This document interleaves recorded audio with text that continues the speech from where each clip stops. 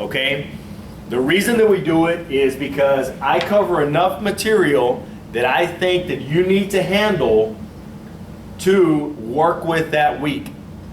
So really, this chapter, or the chapters that I cover, goes on for 1 week, okay? And the whole reason we do that is because I want you to absorb the information that we just went over. And I want you to use that information the whole week.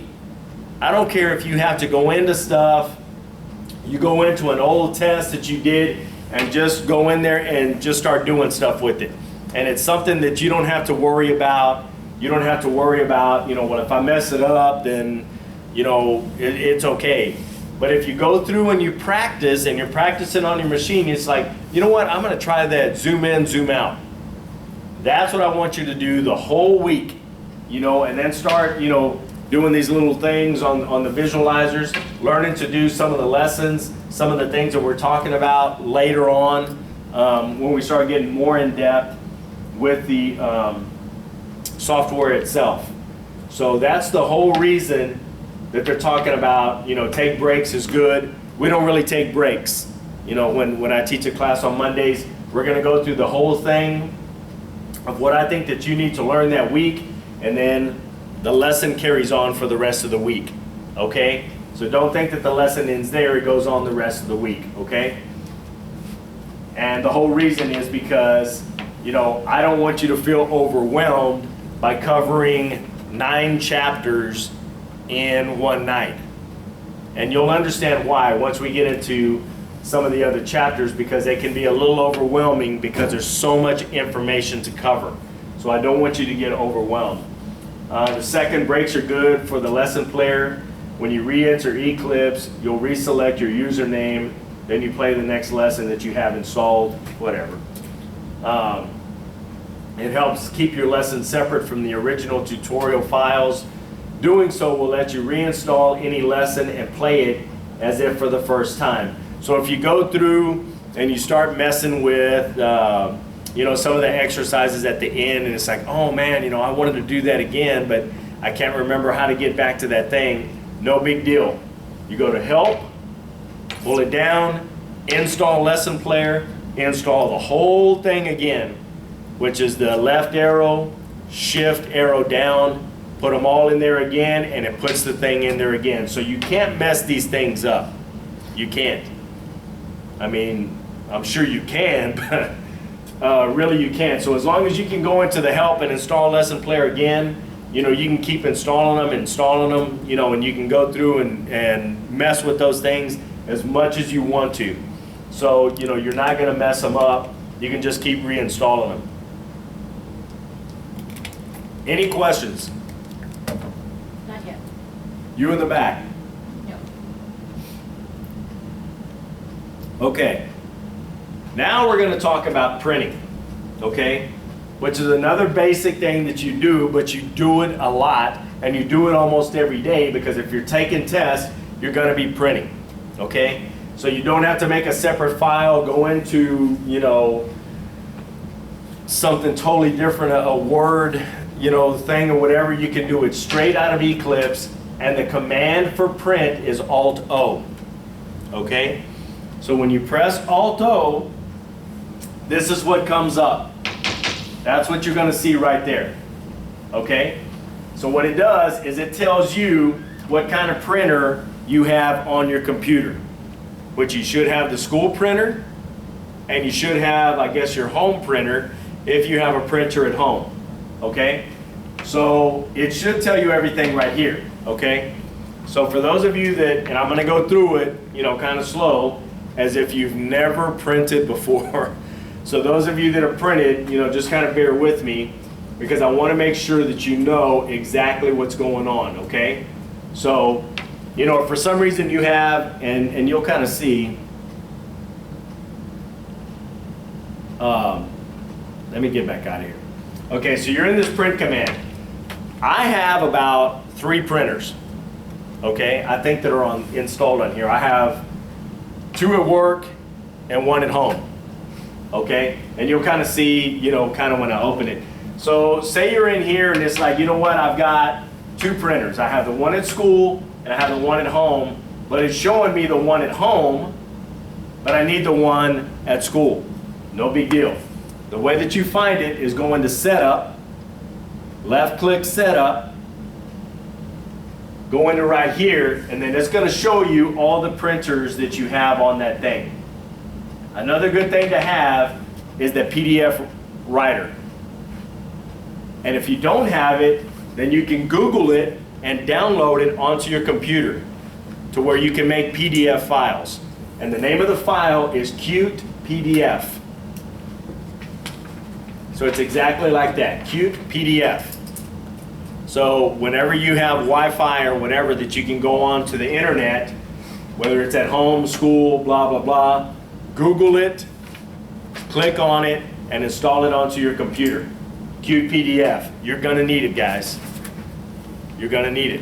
And it's a great thing to have, you know, because now everything, like stuff that we file, and I say we as working court reporters, what we have to do is everything has gone pretty much paperless. So people want, you know, jobs, and it's like, you know what? I want that job, blah, blah, blah. Okay, well, I look it up, tell them how much it is. Okay, you send me a check. They send me a check, I get paid for it. And then what I do is, and they'll tell me, you know, hey, look, when you're done with it, email it to me. And it's so much easier now, guys. And you send it in a PDF file to where they can open it, but they can't go through and edit any of that stuff. They can't go through and edit the transcript in a PDF file, okay?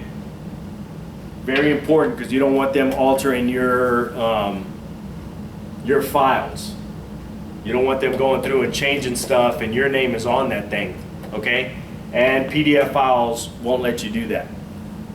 Okay, so download the Qt PDF file. If you have a fax, you know, you should have a bunch of different things or whatever. I have a fax, you know, some different stuff that I can do. So you choose whichever one that you need to, you know, and it'll go up and down. You know, say I want to make a PDF file, choose PDF. Now it's in there. Okay, it takes you back to here, and then it tells you all this other stuff. How many pages do you want? Well, maybe it was the whole document, but they only wanted, you know, a couple of pages. Okay, no big deal, whatever. So you can go through and just pick a few pages and go through, or maybe you're editing. Maybe you're editing a job and it's 284 pages.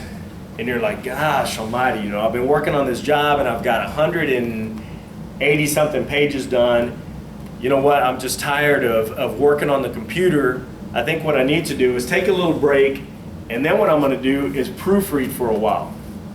Just to do something different, get your brain in a different activity, no big deal. That's where you come in here. Well, you have 184 pages done. Then you come in here, select that.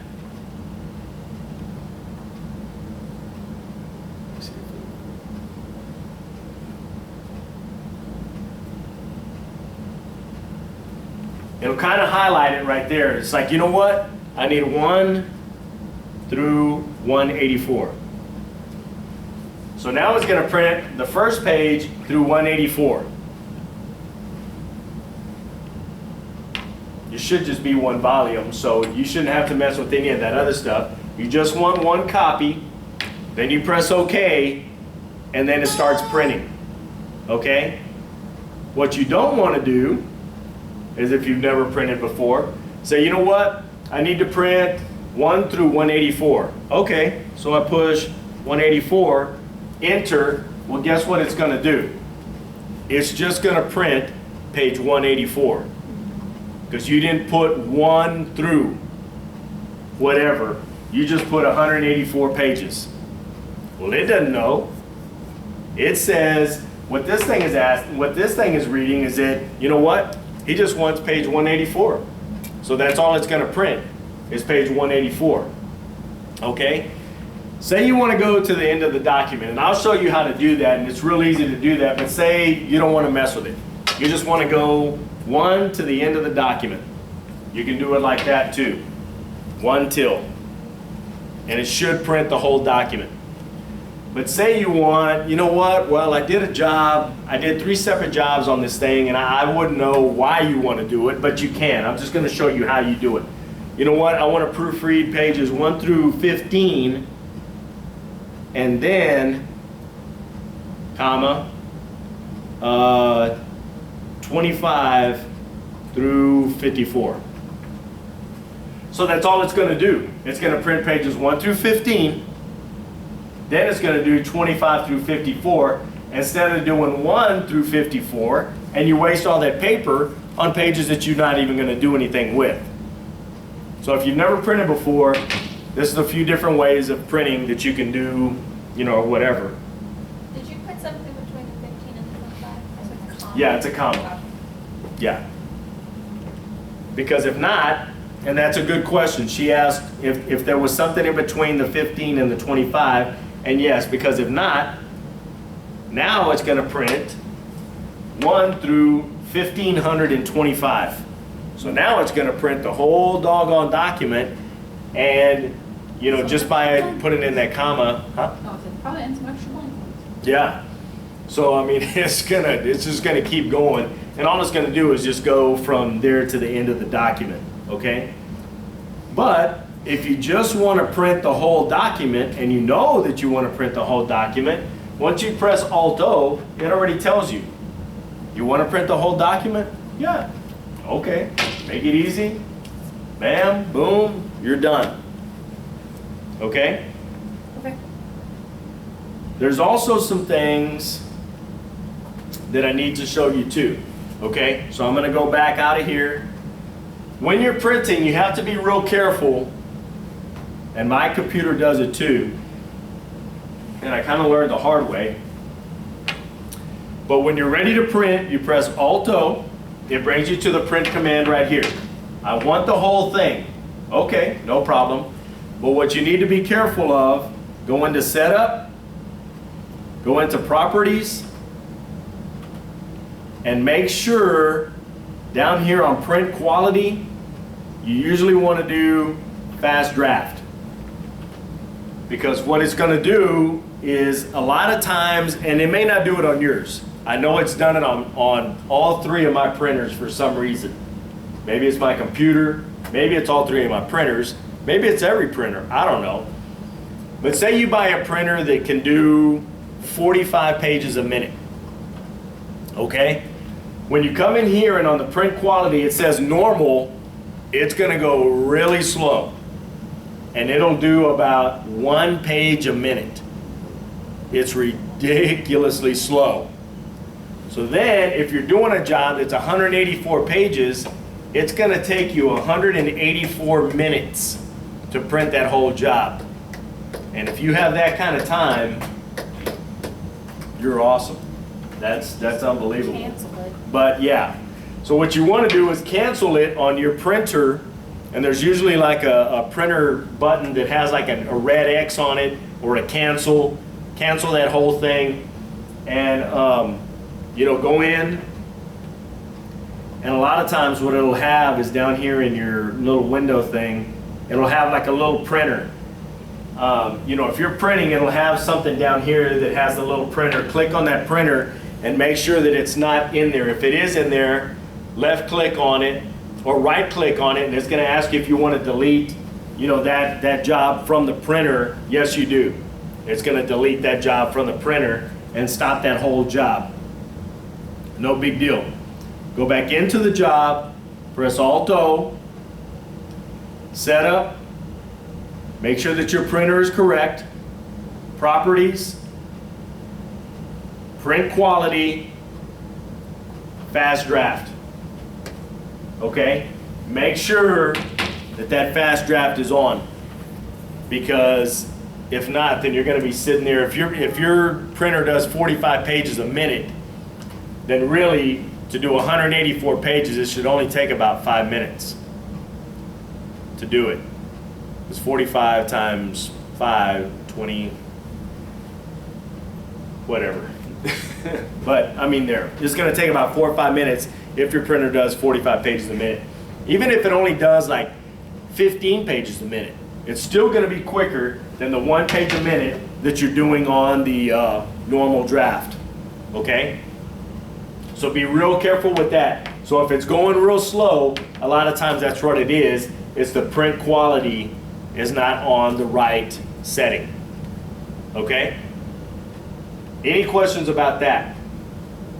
No. Pretty simple. I still don't understand the Q PDF writer. When exactly do we print that? When someone sends us a PDF file, or is You're probably not ever gonna, you may not ever need it in school, but say you want, and I don't know if the student, that was a great question. The student in the back asked if, when you would need the Qt PDF to make a PDF file in class. You may not, ever. But I find that it's really easy to back up jobs that way. Now, the student version may not let you do that just because it's the student version. And they don't want you using it as production to where you can go out and working reporters are buying the student version and then being able to do the job. They want you to use it as a tutorial learning thing, so there's certain barriers that they have that you can't do with the working reporters version as opposed to the student version. So if they let you do it, great. So download it, and whenever you go into that job, say it's a test, and say you want to save it onto a thumb drive. And I'll show you how to do it as a working reporter. Now, whether it works on the student version, I don't know, it may not. But I'll show you how to do it, how I do it as a working reporter. You make it into a PDF file, and then it's real easy to click and drag it onto your thumb drive, and then you have it saved on your thumb drive. That's what I want to know how to do, because for school, they have us print it, and then I change the setup to the Microsoft XPS document writer, Mhm. and I press OK and print, and it asks you to save it, and then you just cancel the print job, and that's how I save my tests. But it won't allow you to go back and edit at all. Oh, yeah. So if you're done and you accidentally X out, Yeah. then you. So it's go back. almost like a PDF file. But it won't, if I were to take it to FedEx, it won't let me print it. I have to go up to the front and have them special print it, because Yeah. it's not considered a PDF file. And with the PDF file, which is real good, you can email it to somebody, or as a working reporter, you can email it to somebody and they can print it. Now, they can't go into the job and edit it at all. And that's what the student here in the front was saying, is that she's able to save the job, but once she saves it, she cannot go back in and edit it anymore. So you have to be real careful with that on being able to save it, because I think the student version doesn't allow you to do it just because of that. They don't want you, a working reporter to, get a free version of the student version and be able to do the same thing that they could as a working reporter. They want to make their money. So, you have to buy the reporter. So there's certain barriers that you can't do. So, any questions about the print? No, not about the print, I just want to see how you save it, but that doesn't have to be taught in this class. Yeah, and I'll show you guys how to save it. It's pretty cool. It's actually pretty cool, and it's through that Qt PDF. So, any questions about any of that stuff? Not about that stuff, no. About the print? No. There's a lot of stuff in there. I think I covered everything that I need to. I'm going to go through it one more time. So it's Alt-O, print.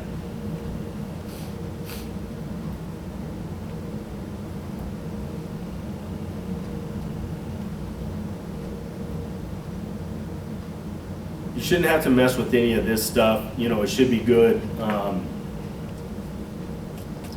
in the print. You should be, if you need to mess with any of the other stuff that's in the body of the stuff, then you should be able to do it through the software itself, not through the print mode, but whatever. Go to setup. Yeah, properties. Yeah, so if you have different, paper sizes, say you want to do it on a legal, whatever. If you're using it on plain paper, if you need to do both sides, I mean, it can do all kinds of stuff, and that's some of the stuff that you can do in the print mode, okay? Any questions about anything on printing? No? All right.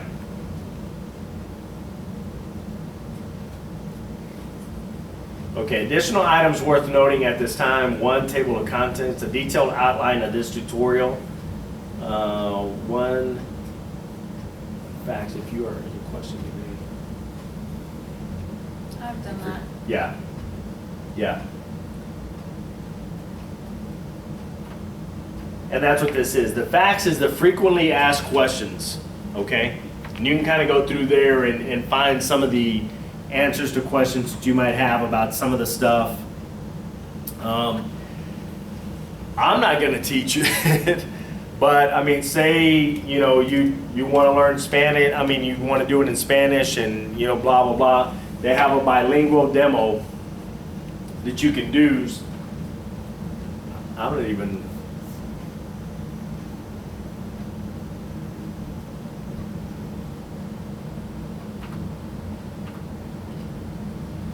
Okay, and what it's talking about is they have things in different, and I don't know if you can go through and download, you know, maybe they have it in Spanish, but he was talking about more about the currencies. So he's done some stuff, and we'll go through it later, especially like with currency, like Canadian money. What did he change it to? Some of the things that they use, like pounds. Instead of dollars, they talk about pounds. The franc, a couple different ones. Yeah, and we'll go through it, and I'll kind of show you some of the other things. But that's what he's talking about right there, is kind of the different currencies that they use. And if you go to a different country, it'll show you how to do that too, and to change money from dollars to, you know, whatever you need it to be. Okay. All right. One thing about Eclipse is, and you guys shouldn't really have to worry about this because you should be doing real time, okay? But let's just say your computer messes up that day, you forget your computer crashes. I mean, there's any of a myriad of things, God, knock on wood. I mean, but it happens, guys, trust me. It's happened to me. And it always happens when you're working on a rush job that you have to have out that next day, or something crazy like that, or you're going to a depot and, you know, stuff happens. So one of your computer messes up and you're not able to write the job real time. Don't freak out. All of the machines now come with little SD cards. Excuse me, guys. When I first got out of school, the machines that we used wrote on these floppy disks. Okay, does everyone know what a floppy disk is? Yeah, about. It was a little bit smaller than this, which is an eraser. I don't know if you guys can see that, but they were huge, huge disks that go into the computer. Yeah, it was ridiculous. My machine uses floppy disk. Really? Holy I cow. have a floppy disk drive to get it on my computer. Do you have a floppy disk on you? Yeah. Let me see that. He wants to show. One of the students, Yes. out of the room full of students that we have, has a floppy disk. Her writer actually is a writer that has a floppy disk. Unbelievable. But this is what we used to write on, and this is what they look like. And most people kind of know what it is, but that's what it is. If you can see it. Hopefully you can. If you can't, you know, I'm sorry. But really big. And they hold a ridiculously low amount of data. It really does. As compared to an SD card. You can buy a 32 gig SD card, which is what I buy. On this floppy disk, which is what I used to use in my old computer, used to hold about, we write about 5 hours a day on average in my court. 5, maybe 6 hours on a really good day worth of stuff. And I used to be able to hold about maybe 6 to 8 days worth of stuff. So that's about